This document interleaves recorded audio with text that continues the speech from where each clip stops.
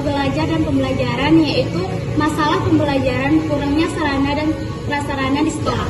Beberapa waktu lalu saya melihat berita tentang permasalahan kurangnya sarana dan prasarana di sekolah. Siswa-siswi SMP Negeri 60 Bandung harus belajar beralas terpal di kondisi Sekolah Dasar Negeri Serang. Terdapat banyak persoalan di bidang pendidikan di Indonesia, termasuk di Kabupaten Banggai. Salah satunya dari persoalan tersebut adalah krisisnya infrastruktur pendidikan. Satu sekolah yang masih membutuhkan fasilitas belajar yang memadai untuk Di media sosial kita bisa melihat betapa banyaknya sekolah yang kurang sarana dan prasarana, seperti banyak siswa yang belajar di lantai, bahkan juga ada yang belajar di kolong rumah bekas kandang ayam.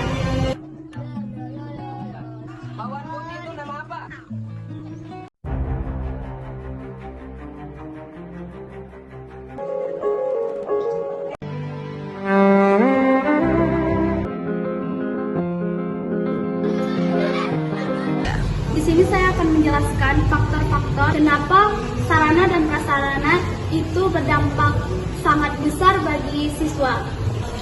Dari bukti-bukti tersebut ada beberapa faktor yang menyebabkan permasalahan sarana dan prasarana, seperti kondisi fisik sekolah, seperti ruang kelas yang tidak layak, contohnya ventilasi buruk, rusaknya meja dan kursi, keterbatasan media belajar, contohnya proyektor dan alat presentasi yang selalu tidak tersedia.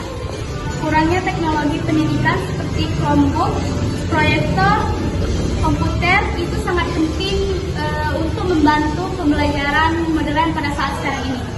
Faktor lain yang menyebabkan dari kurangnya prasarana dan sarana di sekolah adalah kekurangan anggaran sekolah. Mungkin sekolah kekurangan anggaran untuk membeli sarana baru dan memperbaiki prasarana. Dan yang terakhir ada dampak psikologi siswa. Dengan siswa melihat fasilitas sekolah buruk, mereka merasa tidak nyaman dan tidak serius dalam belajar, dan juga mereka akan merasa tidak dipedulikan.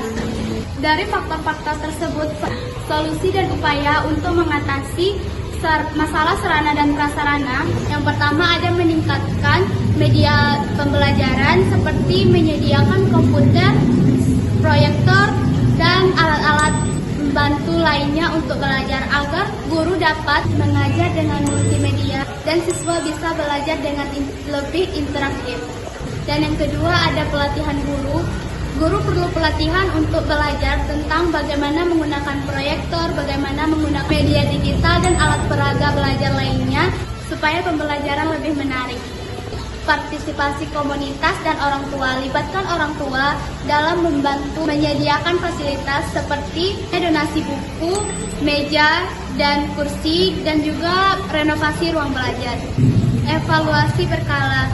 Sekolah perlu melakukan evaluasi tentang sarana dan prasarana seperti mengecek kebersihan, mengecek kerusakan, apakah sarana masih cukup atau kurang. Baiklah, itu saja penjelasan dari saya. Jangan lupa like, comment, and share.